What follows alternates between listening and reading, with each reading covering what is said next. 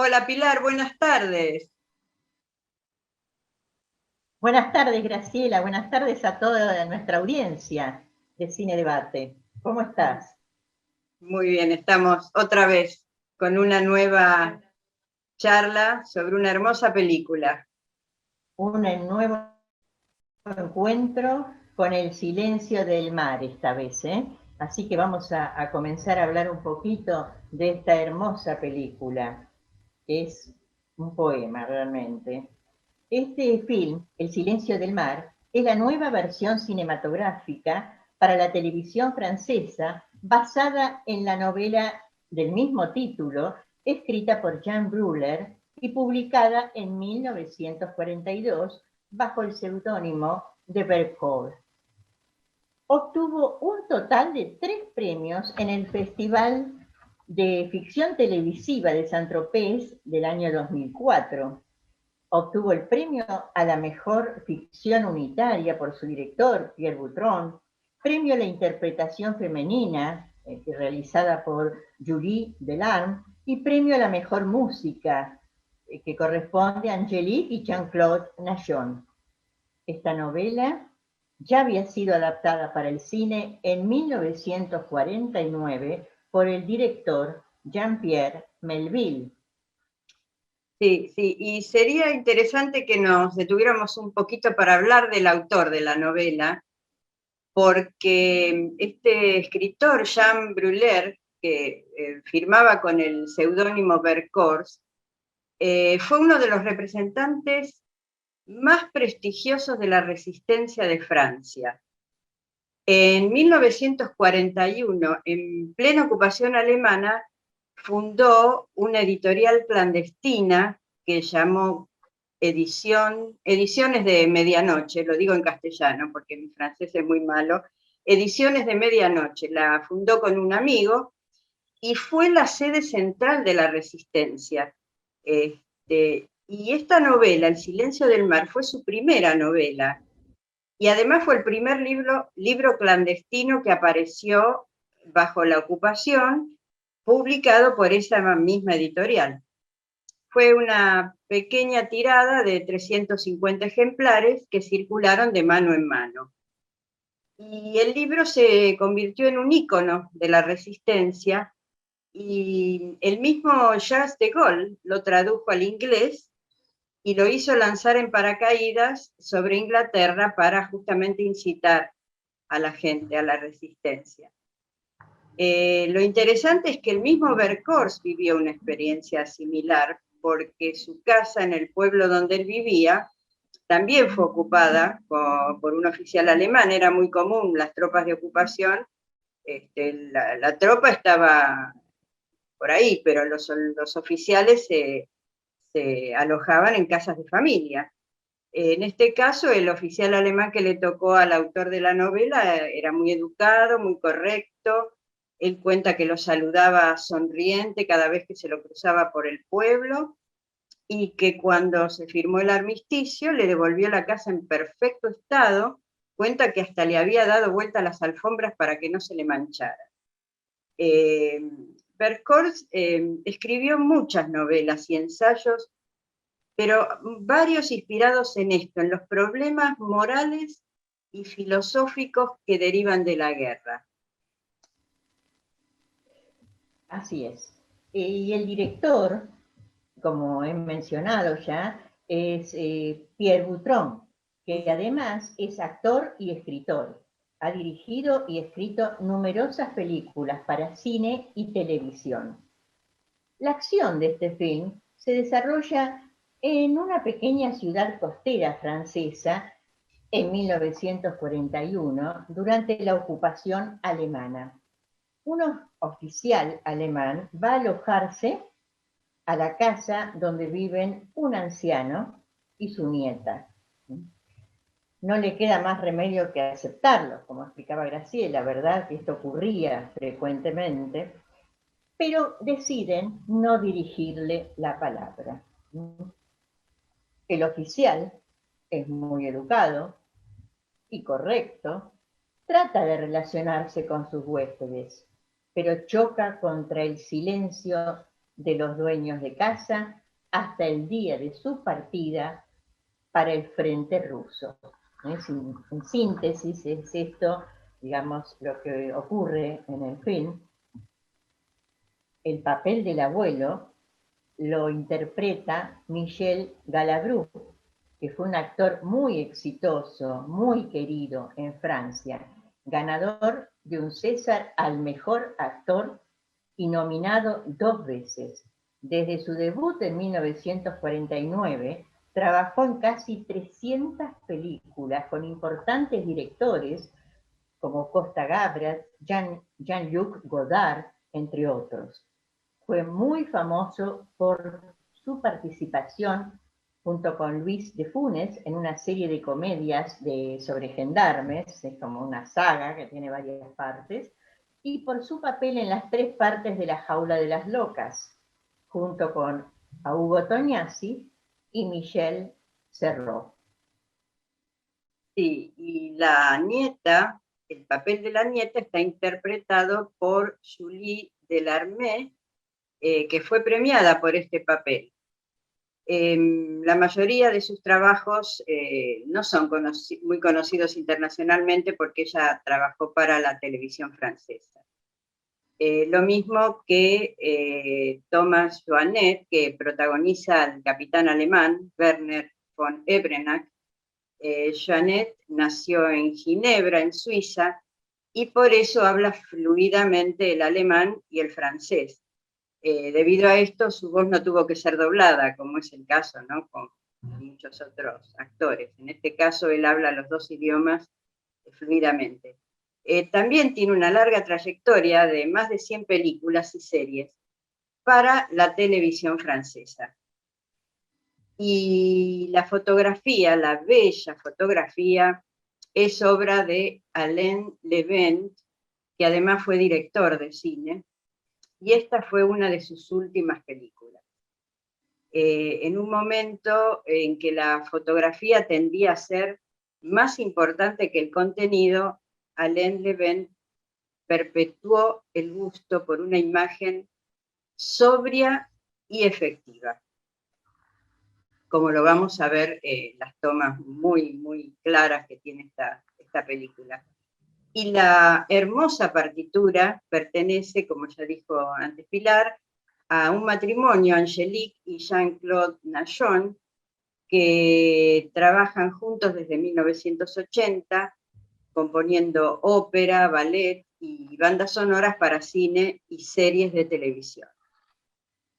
Tienen casi 100 trabajos, han colaborado muchas veces con el director Pierre Boutron, y por la música del Silencio del Mar recibieron el premio a la mejor banda sonora en el Festival de Ficción Televisiva de Saint-Tropez. El film comienza con un primer plano de una ventana hacia el exterior. Y cuando Jeanne, la joven, se va, se muestra otro primer plano de una ventana cubierta por flores. Durante todo el film veremos primeros planos de ventanas que nos dejan entrar a la intimidad de un hogar o bien nos permiten observar a través de la mirada subjetiva de la protagonista qué ocurre en el exterior. Hay muchas tomas en exteriores con planos generales de las calles del pueblo y de la hermosa campiña francesa.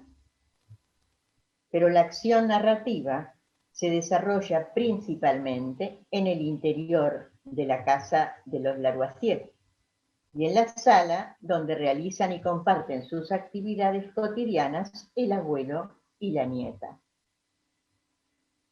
Este interior es cálido, acogedor, y como gran parte de las escenas transcurren de noche y en época invernal, la iluminación está dada principalmente por 2 lámparas y la luz que emana de la chimenea siempre encendida. Claro, y en este ambiente casi idílico irrumpe un tercer personaje, el capitán alemán, que altera el orden de la casa. Y Y claro, para el abuelo y la nieta no es fácil adaptarse a la intromisión de un desconocido en su hogar. Y esto acrecentado porque esta presencia se trata de un enemigo de Francia. Sin embargo, este film se construye por entero sobre el choque entre los monólogos de un personaje y el mutismo de los otros dos. Cada noche el capitán alemán baja del dormitorio y se entrega a un monólogo infatigable hasta el día de su partida, y así por más de 3 meses. Los dos franceses no pueden evitar que Werner se aloje en su casa, pero sí pueden ignorarlo. Y por esto el film puede considerarse un ejemplo atípico de cine bélico, donde la batalla se libra en el interior de una casa y la victoria consiste en conquistar la palabra del adversario o herirlo por medio del silencio. Así es. Y cuando el capitán llega a la casa, por primera vez, el director recurre a escenas paralelas. La joven en la sala con su abuelo tocando el piano y el auto que estaciona. La cámara enfoca las botas del que desciende de ese auto en un plano detalle y luego enfoca el personaje en un primer plano de espaldas. También, con Jean, la cámara presenta un primer plano de sus manos, brazos, y así va subiendo hasta llegar al rostro. Observaremos que ya desde el comienzo, los primeros planos de las botas de él y de las manos de ella marcan el contraste inicial entre el invasor y la víctima.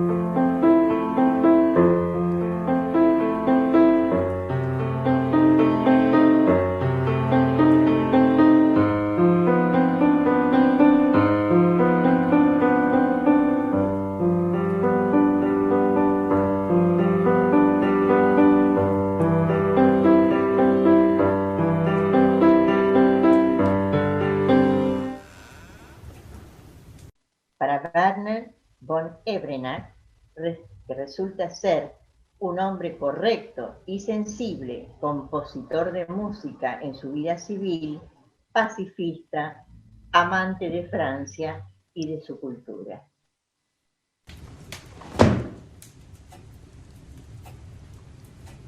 Mademoiselle.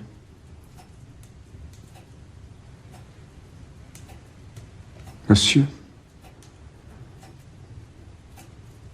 Je me présente, Werner von Eprenac, Capitaine von Eprenac.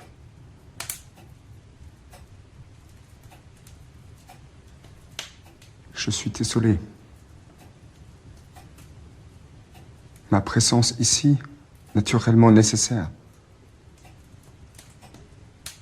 J'aurais évité si cela était possible.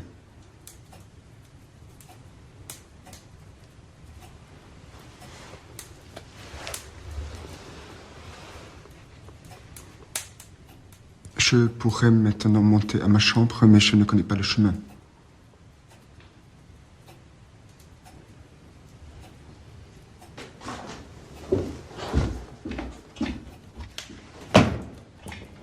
Je vous souhaite une bonne nuit.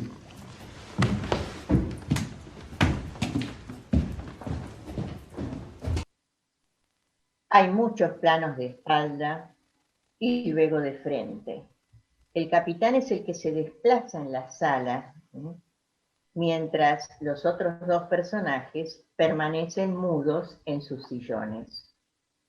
Él, el joven capitán, explora ese hogar que no le pertenece y entabla una relación cada vez más íntima con los objetos que lo pueblan.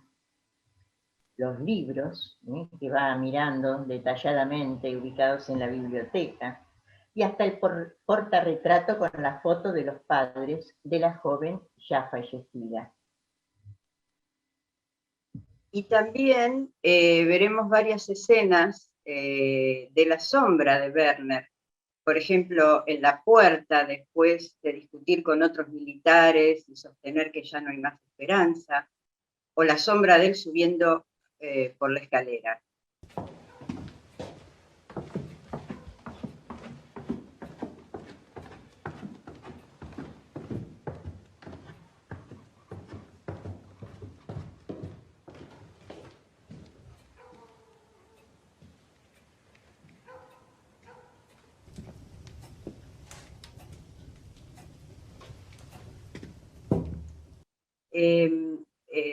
Recordemos que las sombras representan lo opuesto a la luz, pero a su vez presentan una particular dualidad. La luz no existe sin la oscuridad, y a la inversa, la iluminación no ocurre sin la sombra. Esto también está impreso en la propia condición de las sombras, que son irreales, cambiantes, son interruptores que despiertan la imaginación y la creatividad. Las sombras son la propia imagen de las cosas figurativas. Y Carl Jung, estudioso de los símbolos y su relación con el inconsciente, llamó sombra a los aspectos de la personalidad inconsciente que nos negamos a conocer y aceptar. La sombra simboliza una serie de valores negativos, como la maldad y la muerte, pero por otro lado, y como se presenta en el film, la sombra es lo espiritual del ser humano, la imagen de su alma. Y en varias escenas, la cámara toma a Jan en primer plano, pero en un espejo. Cuando se prueba, por ejemplo, el vestido de su madre, o cuando está dando su clase de piano y su rostro se muestra en un espejo oval con su nuevo peinado. El espejo es el símbolo por excelencia de la representación de la realidad. Esta representación es fiel solo en apariencia, pues ofrece una imagen idéntica pero invertida. El espejo representa el autoconocimiento y el encuentro con la propia identidad. En esta estructura narrativa, en la que los mismos hechos se reiteran cada noche, llegada del capitán, sube a cambiarse, baja al salón donde están la nieta y el abuelo, comienza su monólogo y les da las buenas noches amablemente.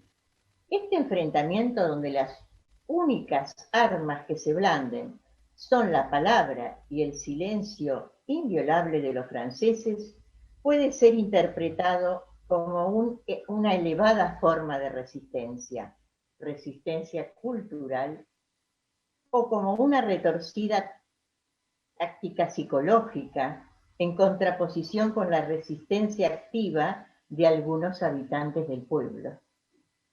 Y también marca un contraste entre la violencia de la invasión armada y de la ocupación y la invasión sutil de Werner, que con sus desplazamientos e intentos de acercamiento se transforma en una ocupación del hogar.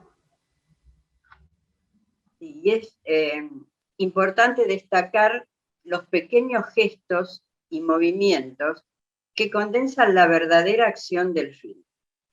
Es un conglomerado de detalles que narran una historia subterránea que explota en el lenguaje corporal de los actores. En esta película el lenguaje gestual tiene una enorme importancia. Y las miradas, que van a llegar a conformar un verdadero y profundo diálogo.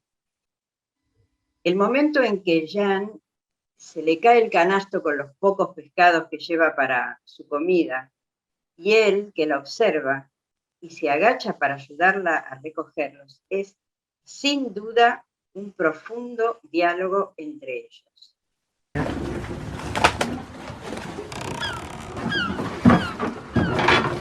Merci. Au revoir.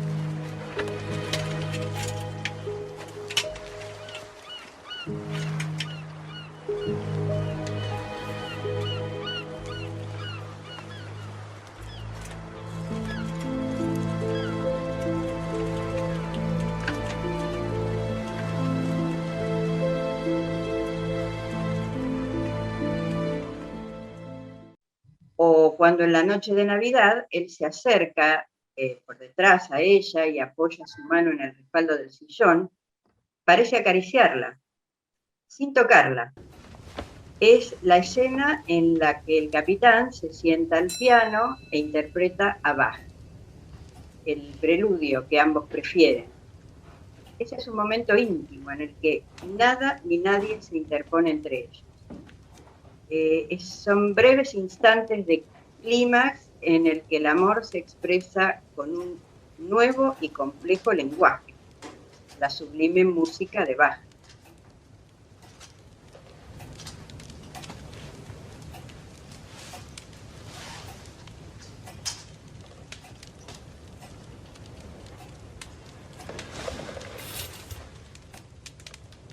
Quelle belle nuit.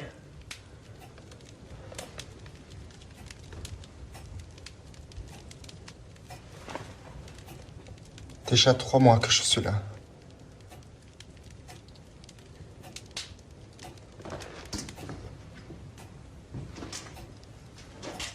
Le jour où je suis arrivé, vous jouiez le prélude de Bach.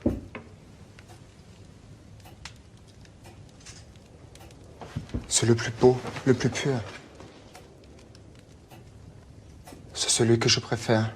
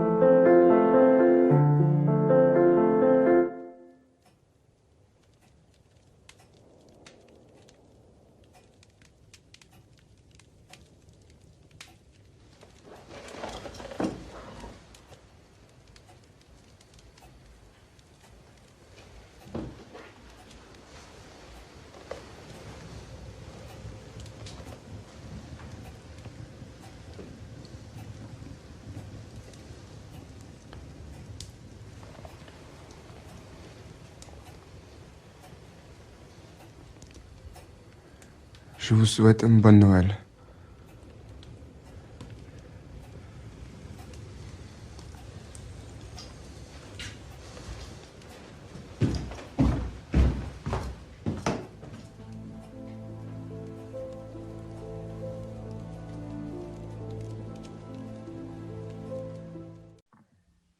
En este film, las direcciones de las miradas, miradas muy expresivas, miradas que hablan, las expresiones faciales y los pequeños movimientos de las manos, como un pinchazo con la aguja de su costura en determinado momento que tiene la joven, se convierten en indicadores de lo que sucede en el interior de los personajes.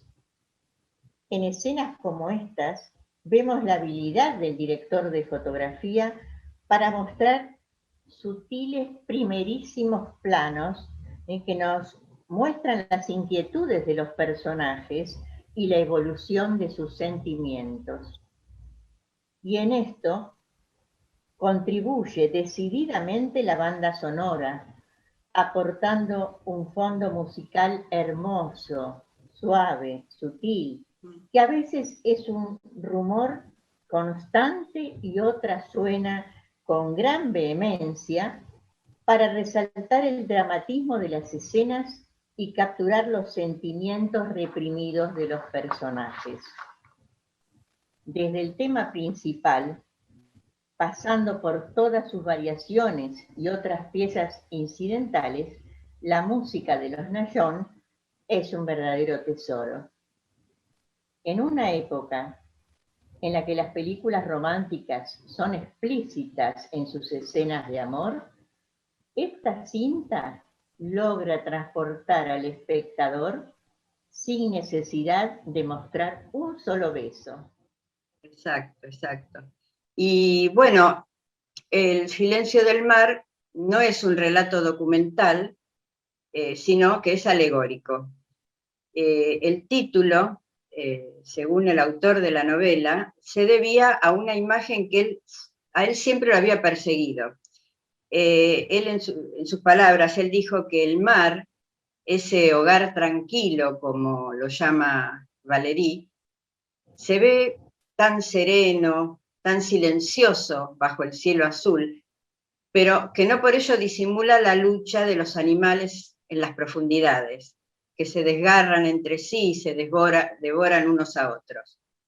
Y así, bajo el silencio de la joven y su abuelo, se encuentra todo el ardor de los sentimientos escondidos, toda la violencia de un combate espiritual. Y el título de la película también hace alusión a las palabras de Werner, del oficial alemán, ante la chimenea, en esa escena en la que él habla del mar, y al hablar del mar, de sus silencios, de que aún sin que pueda hablar hay que saber escucharlo y descubrir lo mucho que hay oculto en él, también está hablando del silencio de la joven, a quien en realidad se está dirigiendo. Y hace un paralelismo simbólico entre el silencio del mar y el silencio de Jeanne. Él ha podido escuchar y leer en su misteriosa actitud silenciosa lo que se ha despertado entre ellos.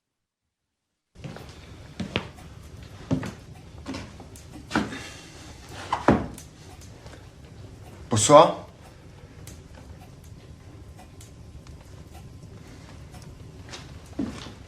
Le vent souffle très fort ce soir. Et la mer est très agitée.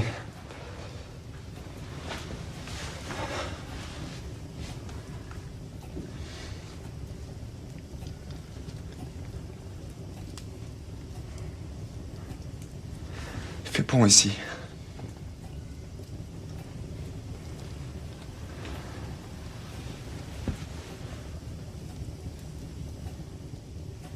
Quelle chance, vous avez habité près de la mer. Moi, ce que j'aime dans la mer, c'est son silence. Je ne parle pas de Brandung, les ressacs. Enfin, je parle de ce qui est caché. De ce qu'on devine. La mer est silencieuse, mais il faut savoir l'écouter.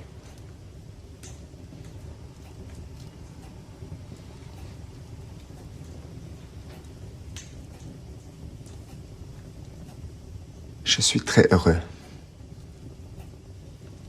d'avoir trouvé ici un vieil homme digne et une demoiselle silencieuse.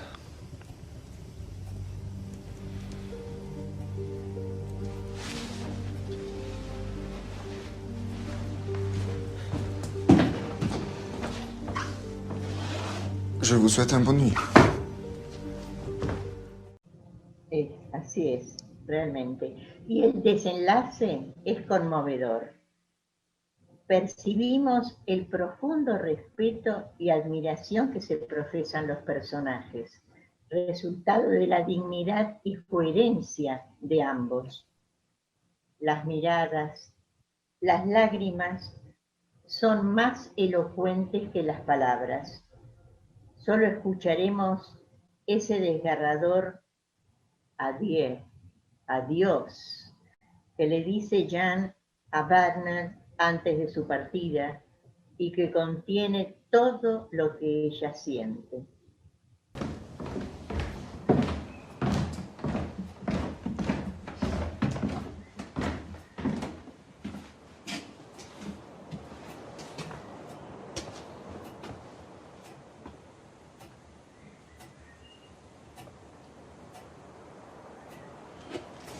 Entrez, monsieur.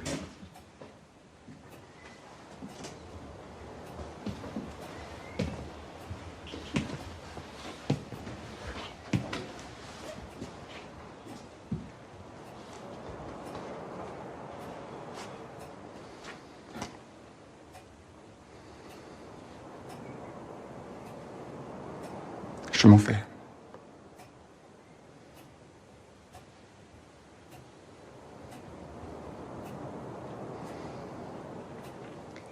Je demandais de partir sur le front russe.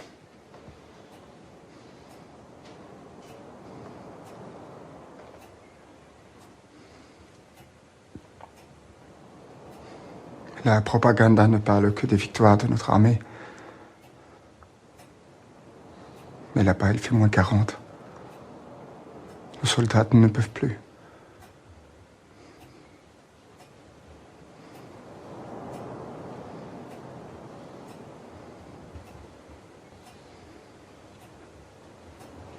Je mets en route ce soir.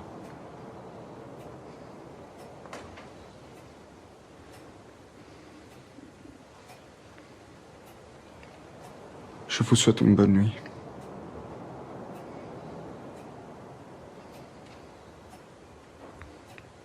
Adieu.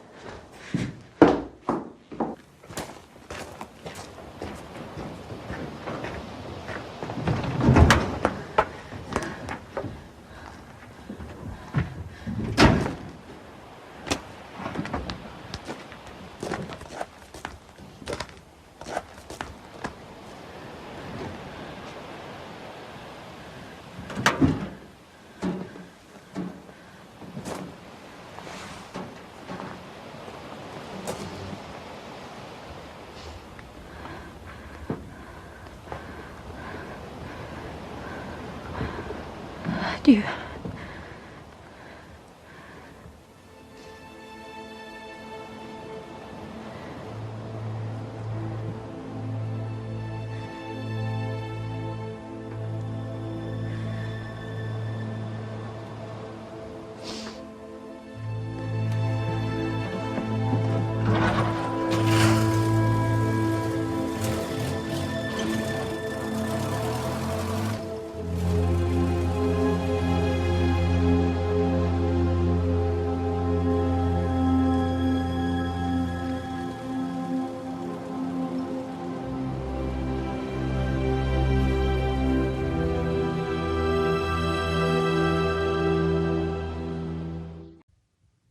Por último, veremos una vez más una ventana y cómo Jean saca la maceta con el geranio.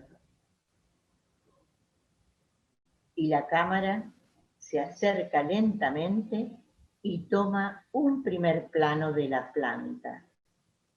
Ya sabemos lo que simboliza. Bueno, sí, es verdad. Y a estar atentos, ¿verdad? Para Sí, saber bien qué simboliza la maceta con el geranio. Bueno, este bellísimo y profundo film tuvo la pretensión audaz de señalar que el enemigo al que debemos odiar puede ser un hombre digno, pero también plantea otros interesantes temas de reflexión. Por ejemplo, ¿tiene cabida la dignidad cuando ésta forma parte de un entorno indigno? O, por ejemplo, ¿quién ostenta realmente el poder aquí? ¿El que blande la palabra o el que se ampara en el silencio? ¿El que expulsa los pensamientos o el que los calla? Bueno, como conclusión, creo que podemos decir que lo que depende de nosotros no es tanto lo que nos toca vivir, sino más bien lo que decidimos hacer con lo que nos toca vivir. Y no sé, ¿te parece, Pilar, que tiene un final abierto esta película? A mí me parece, sí. A mí me gustaría creer que sí, ¿no? Que sí, podemos pensar que sí. O sea, da lugar a que uno piense qué puede haber ocurrido después, en el tiempo, ¿no? Con los años. Sí, sabiendo la historia, volver del frente ruso es un poco difícil, fue un poco difícil, pero hubo quienes se salvaron, así que uno puede armarse en la imaginación la continuación, ¿no? De este romance tan dulce, porque es una película dulce, realmente, ¿no? Tan especial, ¿no? Sí. Porque es otra forma de comunicación lo que nos está mostrando. O sea, el lenguaje es la fundamental, pero hay otras formas. Como acá está destacando tanto lo gestual, Sí. expresivo, las miradas, las manos, todo. Sí, la sí. música, la música. Y los primeros planos de las manos parecen que hablan, realmente, Sí, ¿no? sí, extraordinario. Sí, sí. Y además para ver son varias veces. Muy buenos actores, porque los gestos, sobre todo de ella, a veces son gestos imperceptibles, milimétricos, pero te llegan, te sacan la piel de gallina, realmente. Sí, Es una hermosa película, sí. Hermosa. Así que la disfruten, ¿verdad? Espero que sí, Hay que seguro, hay que seguro que sí. Además son muy hermosos los dos sí. personajes, los dos primeros actores son muy hermosos, ellos y bueno, por eso uno quiere que todo salga bien al final. Así es. Esperemos que sí. Bueno, vamos a dejar ese final abierto. A ver si hay una secuela, no creo. Exacto. Bueno, Pilar, qué lindo, bueno, qué linda tarde. Nos vamos a despedir, bueno, vamos a dejar en suspenso, a ver la sorpresa de lo que vemos, lo que vamos a preparar para el próximo mes, ¿verdad? Sí. Así que el cuarto sábado, también para el del mes de junio, nos volvemos a reencontrar con todos. Con todos ustedes y agradeciéndoles otra vez su atención y que nos siguen, ¿no? Con su cariño de siempre y nuestro cariño también para todos. Y siempre abiertos para todos los que quieran invitar y agregar. Planeta Calabria queda a disposición de todos. Así que muchísimas gracias. Bueno, Graciela, un abrazo y que sigamos todos muy bien. Claro que sí. Un abrazo y hasta la próxima, Pilar. Un beso a todos. Hasta la próxima, cariños.